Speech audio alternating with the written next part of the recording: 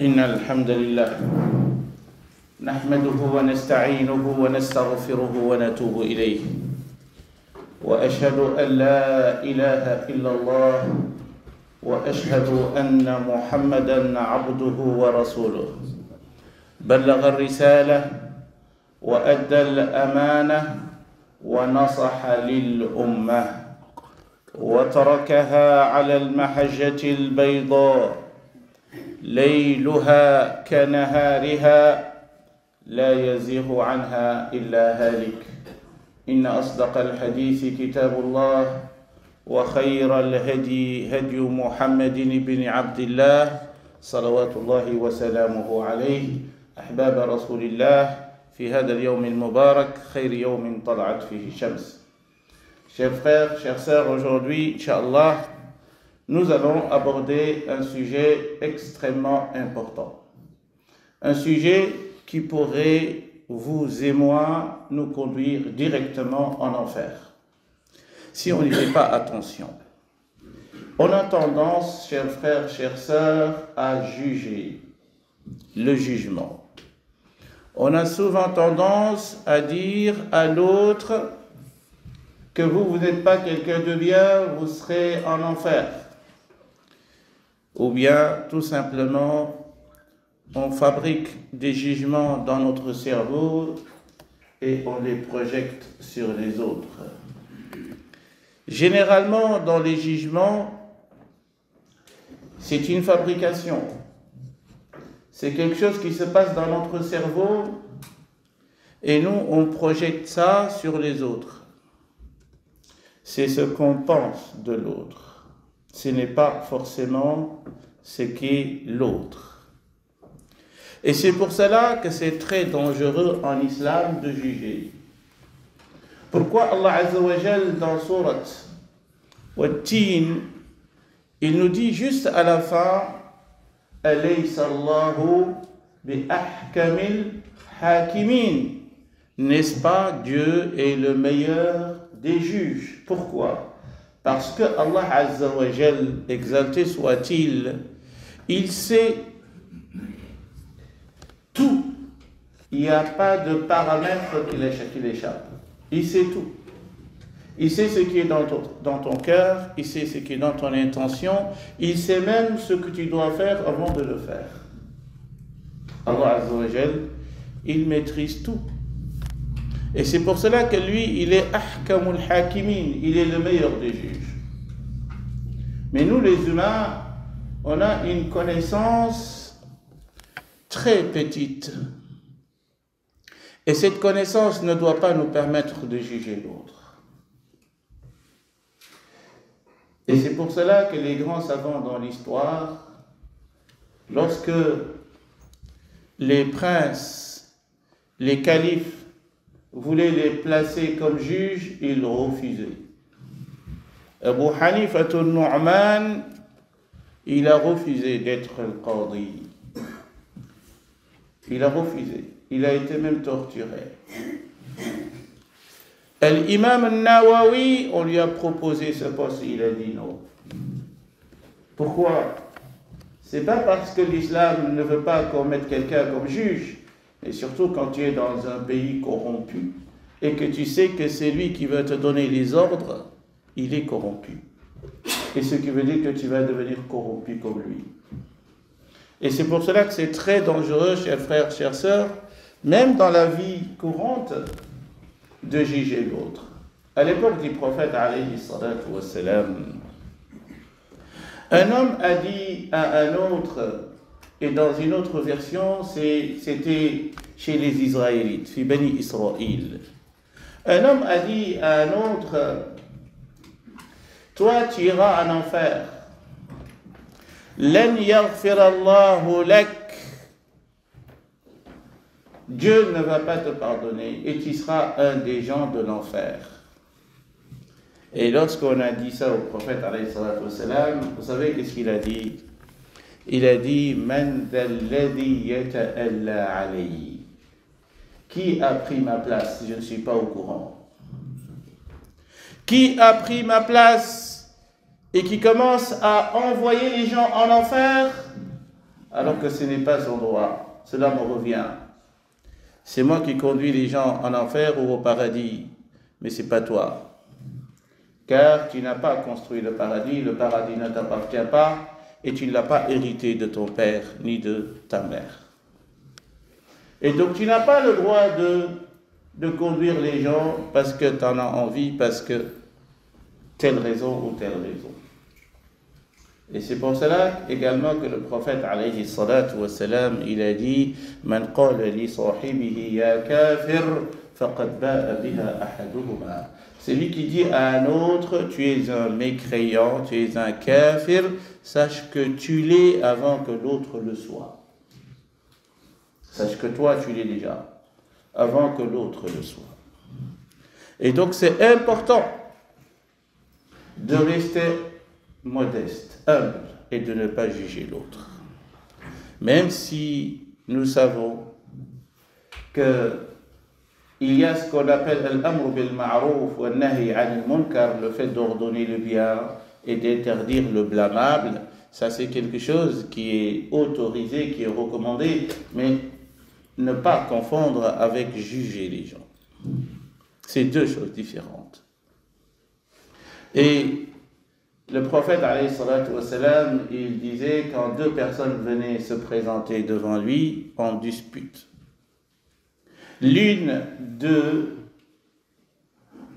s'exprime mieux que l'autre, et que le prophète, alayhi salatu wa salam, dit Al-hanu min al-akhar. L'un, c'est un beau parleur, il parle bien.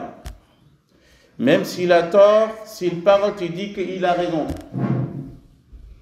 Alors, ceux qui font la médiation des couples, quand j'étais au Merkez, à la grande mosquée, et que j'avais cette tâche que je continue d'ailleurs à faire, et parfois, le mari arrive, il parle, tu dis qu'il a raison. Il a 100% raison. Et tu vas écouter sa femme, et sa femme va parler, tu as dit, je vais trouver l'autre, et je vais lui donner une baffe. Subhanallah. Quand quelqu'un parle, tu dis qu'il a raison. Tu écoutes l'autre, tu dis qu'il a raison. Qui a raison? Parce qu'on est des humains. Parfois, on sait bien exprimer les idées, plus que l'autre. Même si l'autre, il a raison, mais il n'a pas les capacités d'exhiber donc ses idées et ce qui se passe. Et le prophète, alayhi salam, dit, attention, il se peut que c'est lui qui parle bien, je lui donne raison alors qu'il a tort. C'est le prophète, alayhi salam. Il dit, il se peut que c'est lui qui parle bien, je lui donne raison. Je dis que c'est toi qui as raison. Alors que l'autre qui ne sait pas s'exprimer, je lui donne tort. Je dis que c'est à tort. Mais le prophète, alayhi salam, rajoute une phrase extrêmement importante. Il a dit, c'est lui à qui j'ai donné raison alors qu'il n'a pas raison, il doit savoir qu'il a pris une partie de l'enfer avec lui. Il a pris une partie de l'enfer avec lui. Et donc, l'apparence est souvent trompeuse. Et c'est pour cela que nous n'avons pas le droit de juger, car c'est très dangereux. On raconte qu'un monsieur, il était dans un bus. Et il était avec ses enfants dans le bus. Et à un moment donné, les enfants sont descendus en bas, dans le bus. Et le bus, il était en marche. Et puis les enfants commencent à crier dans le bus et commencent à jouer. Et commencent à perturber les passagers dans le bus. Hein, si c'était vous, vous allez rester dans votre coin, vous allez dire, mais ce monsieur-là, il n'a pas éduqué ses enfants. C'est comme si un parent vient à la mosquée et son enfant perturbe la mosquée. Et là, on va dire, ouais, mais qu'est-ce qu'il fait? Il n'a pas éduqué son enfant à la maison, il le ramène à la mosquée, il perturbe les gens. Et puis, à un moment donné, chacun s'est fait déjà une idée dans sa tête, même si ils ne se sont pas encore exprimés. Mais les idées étaient déjà négatives dans la tête. Et le gars, il est déjà jugé, le papa. C'est quelqu'un qui est irresponsable. Et puis, à un moment donné, le papa dit à celui qui est juste à côté de lui, il dit, tu vois, ce sont mes enfants, en fait. Ils viennent de perdre leur maman. Et comme ils étaient tristes et arrivés dans le bus, comme ce sont des enfants, ils oublient très vite, ils sont en train de jouer. J'ai pas envie de les déranger. Je les laisse jouer et perturber comme ça.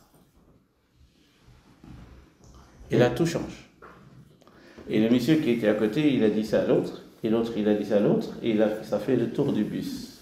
Et vous savez qu'est-ce qui s'est passé? Ceux qui étaient dans le jugement sont tous descendus et commencent à embrasser les enfants. Et celui qui a une chic, il donne, celui qui a un bonbon, il donne, et celui qui le prend, etc. Alors qu'il y a quelques secondes avant, nous étions tous dans le jugement.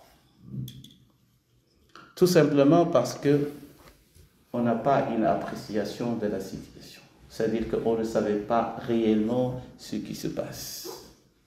On s'est limité à ce qu'on voit de l'extérieur. Et on a émis des jugements. Une autre histoire similaire à celle-ci, cette fois-ci c'était dans un train. Et le père, il voyageait avec son fils. Et ils étaient à côté de la fenêtre. Des fenêtres.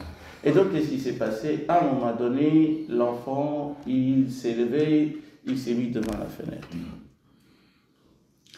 Et dès qu'il voit des arbres ou il voit quelque chose, il crie, « Waouh, papa, c'est extraordinaire, tu as vu les couleurs, tu as vu ça, tu as vu ça !» Et là, dans le bus, pareil, dans le train, pareil. Les gens commencent à dire, « Oh, il n'a pas éduqué son fils. Il nous dérange. Nous, on a pris un ticket pour être tranquille. Et lui, avec son enfant, il nous perturbe. On ne sait pas se concentrer. » Et puis, le père, quelqu'un lui a posé la question. « Oui, monsieur, tes enfants. » Il lui dit, « Écoute, en fait, mon fils, il vient de retrouver sa vue. Il était aveugle, il était non-voyant. Et donc, ce qu'il voit à travers la fenêtre, c'est extraordinaire, c'est pour ça qu'il crie. Il voit les arbres. Il dit, waouh, les arbres commencent, ils bougent, les arbres. Et là, tout change. Tout change. Les gens qui étaient là commencent à dire, c'est magnifique, c'est merveilleux. Masha'Allah. Ah oui, il était aveugle, il ne voyait pas. Oh, mesquin, le pauvre. Et c'est pour cela, chers frères, chères sœurs, on n'a pas le droit de juger. On n'a pas le droit. Nous devons rester humbles. Nous devons rester modestes. Et de ne s'occuper que de nos défauts. لسانك لا تذكر به عورة امرئ فعندك عورة فللناس ألسن, comme il a dit le poète.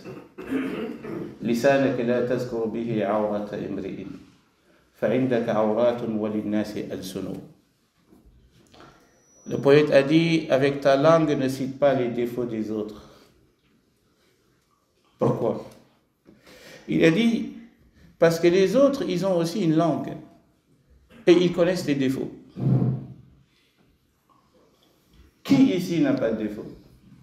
Qui est parfait ici? S'il y a un qui est parfait, il n'a qu'à lever son doigt. Nous sommes tous des êtres imparfaits. On commet des erreurs. Et le prophète qui nous connaît, alayhi salatu wassalam, mieux que nous-mêmes, il a dit « Kullukum khata wa khayrul khata'in at-tawwabun » Nous sommes tous des fautifs. On commet des erreurs.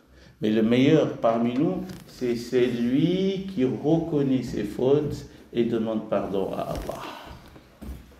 C'est ça notre perfection.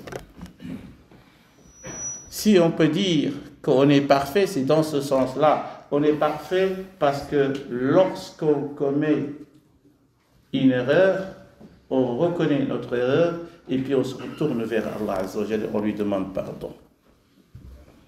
Le prophète, alayhi salatu wassalam, pendant la bataille de Uhud, des compagnons magnifiques ont été tués. Des compagnons extraordinaires. Hamza, Mus'ab ibn Umayr, des grands compagnons. Et ce jour-là, le prophète, alayhi salatu wassalam, il était en colère. Il était vraiment en colère. Très déçu.